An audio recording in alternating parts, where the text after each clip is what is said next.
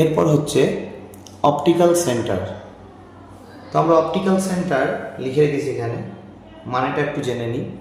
না, আমি যদি একটা থিন কনভেক্স লেন্স নিই, থিন মানে পাতলা, তো আমি থিন কনভেক্স লেন্সটা যদি এভাবে নিই, তাহলে লাইট রে, ধরো এটা প্রিন্সিপাল অ্যাক্সিস, সেই প্রিন্সিপাল অ্যাক্সিসের ঠিক এইখান দিয়ে লাইট রেটা পাস করছে এভাবে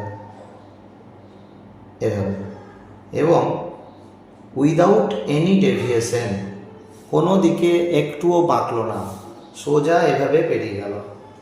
কিন্তু এটা হওয়া উচিত নয়, কারণ এটা এয়ার মিডিয়াম আছে বাইরে, এটা এয়ার আর এটা গ্লাস।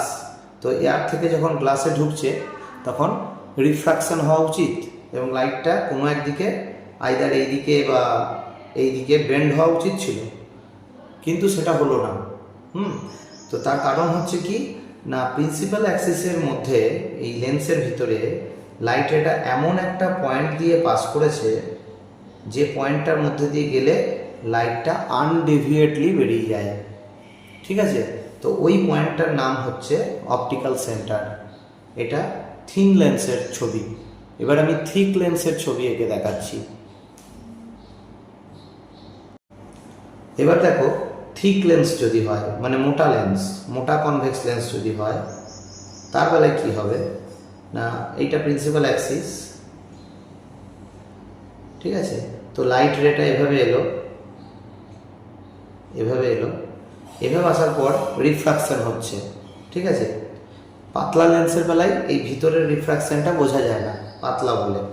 তো এখানে রিফ্রাকশন হয়ে লাইট রেটা ঠিক এইভাবে গেল, এভাবে গেল, পাস করলো, প্রিন্সিপাল অ্যাক্সিসকে এখানে মিট করলো এই পয়েন্টে, এইটা প্রিন্সিপাল অ্যাক্সিস, ওটাকে মিট করলো এই পয়েন্টে।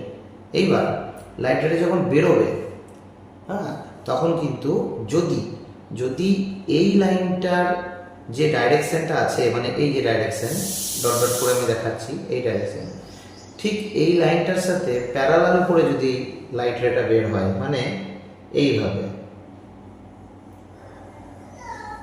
এইভাবে যদি লাইট রেটা বের হয়, তখন আমাদেরকে বলতে হবে যে এই পয়েন্টটার নাম হয়ে যাবে তখন অপটিক্যাল সেন্টার। ঠিক আছে, তখন আমরা বলবো যে লাইট রেটা, রিফ্র্যাক্টেড রেটা লেন্সের ভিতর দিয়ে প্রিন্সিপাল অ্যাক্সিসকে যে পয়েন্টে মিট করেছে সেটাই হচ্ছে অপটিক্যাল সেন্টার। এটাকে আমরা ও দিয়ে অনেক সময় রিপ্রেজেন্ট করি, ও। তো এই পয়েন্টটাকে বলছে অপটিক্যাল সেন্টার। ঠিক আছে, তো এটা থিক লেন্সের বেলায়। আর পাতলা লেন্সের বেলায় এই বেন্ডিংটা দেখা যায় না, এই ভিতরকার এই বেন্ডিংটা দেখা যায় না, কারণ লেন্সটা খুব পাতলা হয়, তখন ধরা হয় স্ট্রেট পেরিয়ে গেল, যেটা আমি এর আগে বললাম। ঠিক আছে, তো এটাই হচ্ছে তাহলে দু রকমের ডেফিনেশন হতে পারে। একটা হচ্ছে ইফ থিন লেন্সের বেলায় হবে যদি ইনসিডেন্ট রেটা একটুও না বেঁকে সোজা পেরিয়ে যায়, থিন লেন্সের বেলায় সোজা পেরিয়ে যায়, তখন ওই রেটা প্রিন্সিপাল অ্যাক্সিসকে যেখানে মিট করছে সেটা হয়ে যাচ্ছে তখন অপটিক্যাল সেন্টার। আর থিক লেন্সের বেলায় কি হচ্ছে না, যখন ওই রিফ্র্যাক্টেড রেটা, যেটা ভিতরে রিফ্র্যাক্টেড রেটা প্রিন্সিপাল অ্যাক্সিসকে যেখানে মিট করছে সেইটা অপটিক্যাল সেন্টার হবে যদি ইনসিডেন্ট রে, মানে এইখান থেকে ইনসিডেন্ট রে এ থেকে বি পর্যন্ত, এটা ইনসিডেন্ট রে, আর এইটাকে বলছে এই সি থেকে ডি পর্যন্ত, এটাকে বলছে ইমার্জেন্ট রে। তাহলে এই ইনসিডেন্ট রে যদি ইমার্জেন্ট রে এর সাথে প্যারালাল হয়, দেন এই পয়েন্টটার নাম হয়ে যাবে অপটিক্যাল সেন্টার। ঠিক আছে, তো এরপর আমরা অপটিক্যাল সেন্টারের ডেফিনেশনে আসছি ফর থিক লেন্স, মোটা লেন্সের ক্ষেত্রে। তো কোশ্চেনটা এইভাবে আসবে, define optical centre for thick lens. আমরা উত্তরটা এইভাবে দেবো, during refraction of light through a thick lens, if the incident রে and emergent ray become parallel to each other, then the point at which the refracted ray inside the lens intersect the principal axis, that point is called, ওটা এখানে লিখতে হবে, that point is called optical center of the lens। ঠিক আছে, তো এখানে emergent রে আমি ডায়াগ্রাম দিয়ে দেখিয়েছি, তো ডায়াগ্রামটা একবার দেখে নিতে হবে ইমার্জেন্ট রে কোনটা। মনে রাখতে হবে এই প্যারালাল কথাটা খুব ইম্পর্টেন্ট, এটাই মেন জায়গা যে প্যারালাল ওয়ার্ডটা যেন লেখা হয়, ঠিক আছে।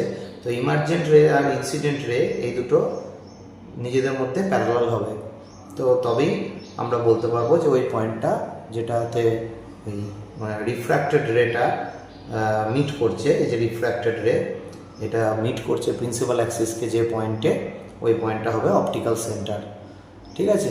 তো আমি তো ডায়াগ্রামে দেখিয়েছি কোনটা ইমার্জেন্ট কোনটা রিফ্র্যাক্টেড রে, একটু দেখে নিতে হবে ওই ভিডিওটা।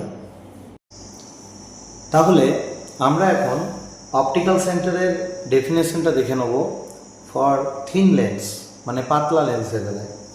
The point which lies on the principal axis through which the rays of light pass without any deflection is called optical centre of that lens লিখতে পারো। তো এখানে মেন যে জায়গাটা সেটা হচ্ছে উইদাউট এনি ডিফ্লেকশন, এই জায়গাটা যেন লেখা হয় অতি অবশ্যই, এই জায়গাটা মেন, ঠিক আছে। তো এটা থিন লেন্সের বেলায়। আর থিক লেন্সের বেলায় যে ডেফিনেশন সেটা তো আমি দিয়ে দিয়েছি।